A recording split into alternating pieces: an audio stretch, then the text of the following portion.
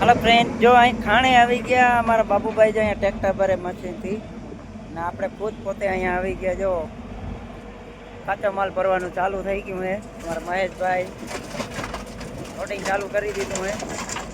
કાંખે ને નીચે ખાણમાં માલ પૂરો થઈ ગયો તો અહીંયા આ રસ્તો આમ બનાવવાનો હોય ને તો અહીંયાથી આમ ચાલુ કર્યું છે.